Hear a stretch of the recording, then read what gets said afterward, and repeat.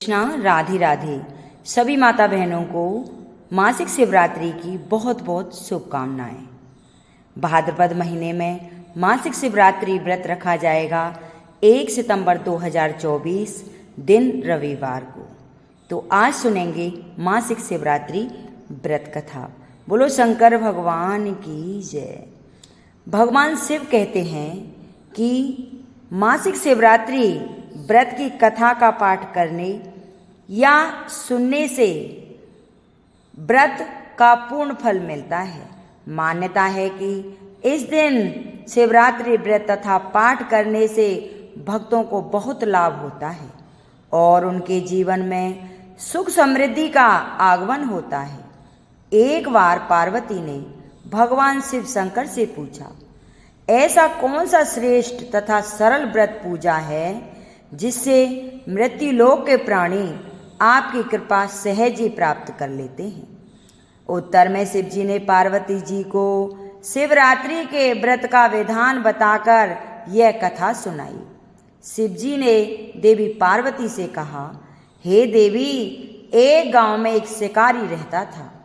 वह पशुओं की हत्या करके वह अपना कुटुंब को पालता था। एक दिन साहूकार का ऋणी था, लेकिन उसका ऋण समय पर न चुका सका। क्रोधवश साहूकार ने शिकारी को शिव मठ में बंदी बना लिया। संयोग से उस दिन शिवरात्रि थी। शिकारी ध्यान मग्न होकर शिव संबंधी धार्मिक बातें सुनता रहा। चतुर्दशी को उसने शिवरात्रि की कथा भी सुनी। संध्या होते ही साहूकार ने उसे अपने पास बुलाया और ऋण चुकाने के विषय में बात की। शिकारी अगले दिन सारा ऋण लौटा देने का वचन देकर बंधन से छूट गया। अपनी दिनचर्या की भांति वह जंगल में शिकार खेलने के लिए निकल पड़ा।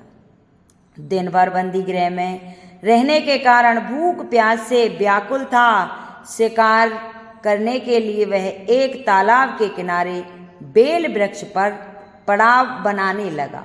बेल वृक्ष के नीचे शिवलिंग था जो बेल पत्रों से ढका हुआ था। शिकारी को उसका पता नहीं चला।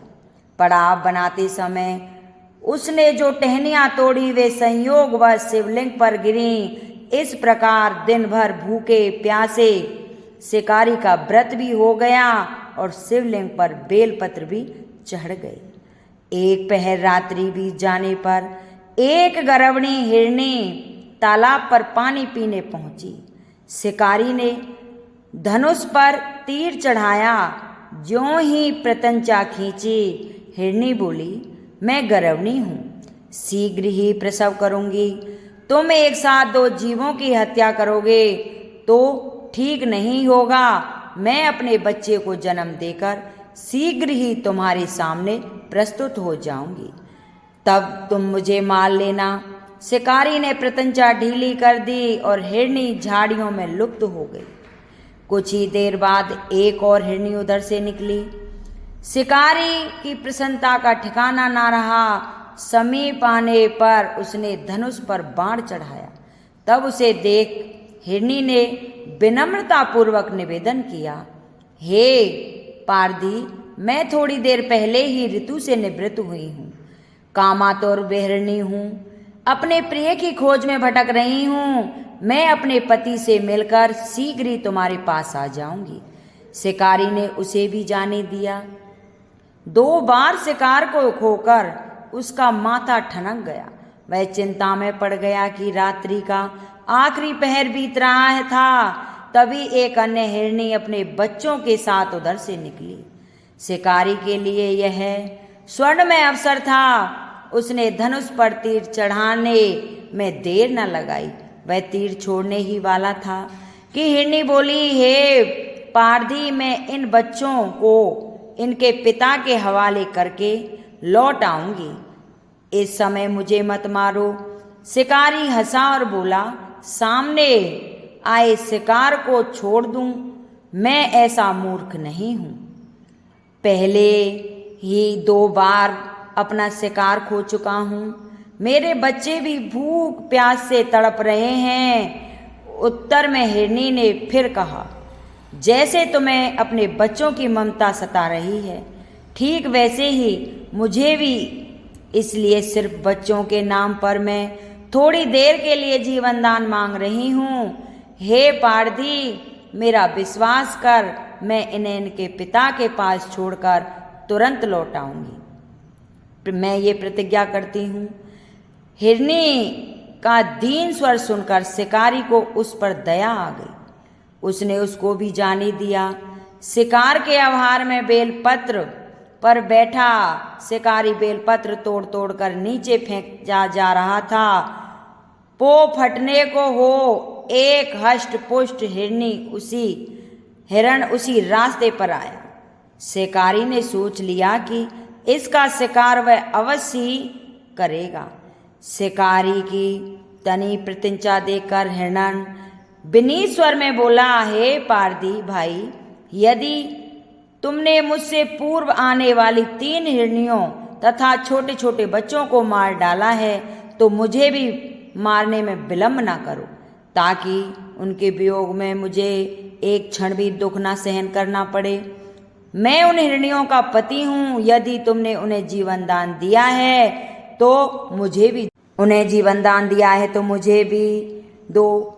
मैं उनसे मिलकर तुम्हारे पास तुरंत आ जाऊंगा और एक क्षण का भी देरी नहीं करूंगा और तुम्हारे सामने उपस्थित हो जाऊंगा। हिरण की बात सुनते ही शिकारी के सामने पूरी रात का घटना चक्र घूम गया। उसने सारी कथा हिरण को सुनाई दी।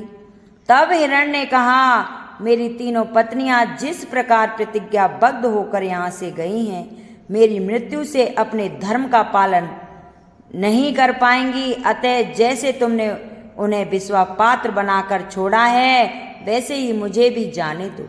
मैं उन सब के साथ तुम्हारे सामने शीघ्र ही उपस्थित होऊंगा। उपवास, रात्रि जागरण तथा शिवलिंग पर बेलपत्र चढ़ाने से शिकारी का हिंसक हृदय निर्मल हो गया था। उसमें भगवत शक्ति का वास हो गया था। धनुष तथा बाण उसके हाथ से सहज ही छूट गए। भगवान शिव की अनुकंपा से उसका हिंसक हृदय करुणामय भावों से भर गया। वह अपने अतीत के कर्मों को याद करने के पश्चात की ज्वाला से जलने लगा। थोड़ी देर के बाद मृग सह परिवार शिकारी के समक्ष उपस्थित हो गया ताकि वह उसका शिकार कर सके, किंतु जंगली पशुओं की ऐसी सत्यता, सत्यवाक एवं सामूहिक प्रेम भावना को देखकर शिकारी को बड़ी गिलानी हुई।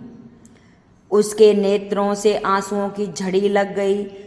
उस हिरण के परिवार को मारकर शिकारी ने अपने कठोर हृदय को जीव हिंसा से सदा सदा के लिए हटा दिया। कोमल एवं दयालु बन गया। देवलोक से समस्त देव सह समाज भी इस घटना को देख रहे थे। घटना की परिणाम होते ही देवी देवताओं ने पुष्प वर्षा की। तब शिकारी तथा हिरण परिवार को मोक्ष की प्राप्ति हुई। योग परंपरा में अग्निगत शिव की कहानियां तो ज्योतिर्लिंग में आनंद मूल्य होती हैं और जो भी यह कथा सुनता है उनकी हर मनोकामना पूर्ण होती है। बोलो शंकर भगवान की जय। अब सुनते हैं भगवान शिव के महान भक्त कनप्पा की कथा, जो कि एक बहुत ही सुंदर दयालु है कि कैसे भगवान का एक भक्त हुआ था। हिंदू धर्म में महादेव के एक से बढ़कर एक भक्तों का वर्णन मिलता है, किंतु उनमें से एक भक्त ऐसे भी हैं जो किसी भी पूजा विधि को नहीं जानते थे। उन्होंने हर वो चीज की जो शास्त्र विरुद्ध है और जिसे पाप माना जाता है, किंतु फिर भी महादेव ने उन्हें दर्शन दिए। वे इस बात को सिद्ध करते हैं कि महादेव केवल अपने भक्तों के भाव देखते हैं, पद्धति नहीं। उनका नाम था कनप्पा।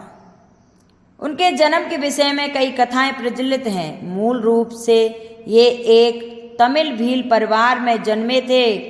उनके पिता का नाम राजा नाग एवं माता का नाम ओडोपुरा था। दक्षिण भारत, विशेष रूप से तमिलनाडु में इनकी बड़ी महत्वता है। ये 36 तमिल संतों में से एक हैं। नयनार कहा जाता है। इनकी पत्नी का नाम नीला वाला था। एक व्याघ्र थे जो शिकार करना अपना पालन पोषण करते थे। उनके जन्म के विषय में मान्यता है कि एक द्वापर युग में जब महादेव ने पांडु पुत्र अर्जुन की परीक्षा लेकर उन्हें पाशुपतास्त्र प्रदान किया था, तब अर्जुन ने उनकी प्रार्थना की कि वे अगले जन्म में उनके महान भक्त बने। भगवान शंकर ने उन्हें यह आशीर्वाद दे दिया। कलयुग में अर्जुन की कनप्पा के रूप में जन्मे और महादेव के अनन्य भक्त बने। एक बार कनप्पा आखेट करते करते बहुत दूर जंगल में निकल गया। वहां उन्हें एक अत्यंत ही प्राचीन और जीर्ण मंदिर दिखाई दिया। जब वे उस मंदिर के अंदर पहुंचे तो उन्हें एक दिव्य शिवलिंग के दर्शन हुए।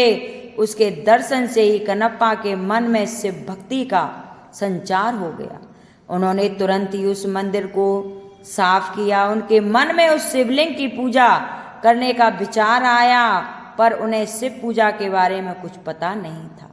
तब उन्होंने सोचा कि महादेव को कुछ खाने और पीने को ही दे दिया जाए। ये सोचकर वे जंगल गए और एक सूगर का शिकार किया। उसे काट कर वे उसका मांस एक पत्तल में लेकर चले। दूसरे हाथ में उन्होंने एक पात्र में मधुमक्खियों के छत्ते के मुंह कुछ मधु इकट्ठा कर लिया। जल के लिए कोई और उपाय न दिखा तो उन्होंने अपने मुंह में जल भर लिया। वे वो सामान लेकर मंदिर आए तो उन्होंने देखा कि शिवलिंग पर कुछ सूखे पत्ते टूटकर गिरे हुए हैं। उन्होंने अपने पैर से शिवलिंग के पत्ते हटाए। मुख में रखे जल से कुल्ला कर उन्होंने महादेव का अभिषेक किया। फिर उन्हें भोग के रूप में मांस और शहद अर्पण किया। हालांकि उनका ये कृत्य उचित नहीं था और वो सारी वस्तुओं भी पूजा के लिए निषेध थीं, लेकिन उनका मन पवित्र था। उन्होंने जो कुछ भी किया वो पूर्ण भक्ति भाव से किया और महादेव को केवल उसी भाव का मोह था। उन्होंने प्रसन्न मन से उसका प्रसाद स्वीकार किया। अब तो वे कनप्पा का रोज का कार्य हुआ। वो प्रतिदिन उसी प्रकार पैरों से पत्ते साफ कर मुंह के कुल्ले से शिवलिंग का अभिषेक कर उन्हें मांस और शहद अर्पण करने लगा। जंगल में एकांत में स्थित उस मंदिर में महादेव की पूजा करने एक पुजारी भी आते थे जो बहुत बड़े शिव भक्त थे। कनम्बा के पूजा करने के बाद अगले दिन जब वे आए तो देखा कि पूरे मंदिर में वहाँ मांस के टुकड़े पड़े हैं। वे बड़े दुखी हुए और तत्काल मंदिर को जल से धोकर पूजा की और स्वच्छ पुष्प चढ़ाए। किंतु जब रोज रोज उसे मंदिर में मांस मिलने लगा, यह देखकर एक दिन उन्होंने निश्चय किया कि वे पता करेंगे कि ये कौन है जो रोज मंदिर को अपवित्र कर रहा है। यह सोचकर वो रात को वहीं रुक गया। रोज की भांति कनप्पा वहां आया और उन्होंने पैर से पुजारी द्वारा शिवलिंग पर चढ़े पुष्प हटाए, कुल्ले से शिवलिंग को अभिषेक किया और फिर शिवलिंग पर मांस और मधु चढ़ाया। पुजारी मंदिर के कोने में छिपकर सब देख रहे थे। उन्हें ये देखकर बड़ा क्रोध आ गया।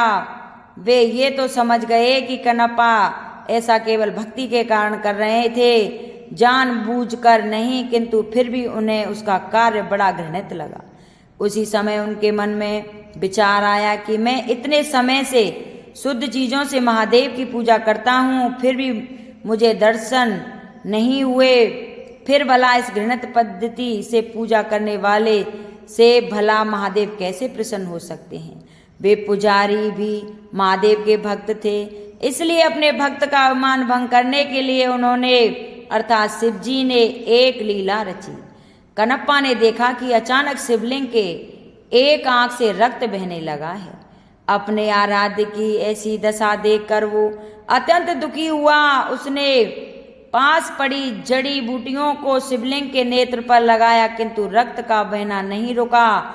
उसे समझ नहीं आया कि क्या करना चाहिए। उधर छिपकर सब देख रहे उन पुजारी को भी कुछ समझ नहीं आया।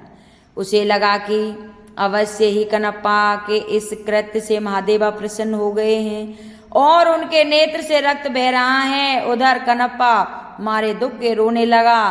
तभी उन्होंने सोचा कि यदि मैं अपनी एक आंख इस पर लगा दूं तो शायद रक्त का बहना रुक जाए। यह सोचकर उन्होंने अपनी एक बाण से अपनी एक आंख निकाला और शिवलिंग के नेत्र पर रख दिया। इससे रक्त बहना बंद हो गया। फिर क्या था, कनप्पा की प्रसन्नता का ठिकाना न रहा। तभी शिवलिंग के दूसरे नेत्र से रक्त निकलने लगा। अब कनप्पा को इसका उपचार मिल चुका था, इसलिए उसने अपने दूसरे नेत्र को भी निकालने का निश्चय किया। तब उसे ध्यान आया कि दूसरा नेत्र निकालने पर तो वो कुछ देख नहीं पाएगा, फिर सही स्थान पर नेत्र कैसे लगाएगा। ये सोचकर उसने अपने पैर का अंगूठा शिवलिंग के नेत्र पर रखा ताकि वो नेत्रहीन होकर भी अपने नेत्र सही स्थान पर लगा पाए। फिर जैसे ही उसने अपने बाण से अपना नेत्र निकालने का यत्न किया, महादेव ने स्वयं प्रकट हो उसका हाथ पकड़ लिया। अपने आराध्य के दर्शन होते ही कनप्पा उनके चरणों में गिर पड़ा। महादेव ने उनके दोनों नेत्र ठीक कर दिए। तब बाहर छिपकर सब देख रहे ब्राह्मण पुजारी जी भी अंदर आकर महादेव के चरणों में गिर पड़े। उन्होंने कहा कि हे महादेव, मेरे मन में अहंकार आ गया था, मैं आपका सबसे बड़ा भक्त हूँ, किंतु आज कनप्पा ने मेरा ये अभिमान तोड़ दिया। इसके कारण ही मुझे आज आपके दर्शन का सौभाग्य मिला है। आज मुझे समझ आ गया कि आपको केवल भाव से ही प्राप्त किए जा सकते हैं, किंतु पूजा पद्धति से नहीं। तब महादेव ने दोनों को आशीर्वाद दिया और अंतर्ध्यान हो गए। वर्तमान में आंध्र प्रदेश के तिरुपति जिले के कालहस्ती नामक जगह पर महादेव का वही शिवलिंग श्री कालहस्ती महादेव के नाम से स्थापित है। मान्यता है कि भक्तजन कनप्पा ने इसी शिवलिंग पर अपने नेत्र अर्पण किए थे। अगर ये मेरी कहानी किसी को पसंद आई हो तो इसे लाइक करें, शेयर करें, सब्सक्राइब करें और कमेंट बॉक्स में हर हर महादेव की जरूर लिखें। बोल शंकर भगवान की जय।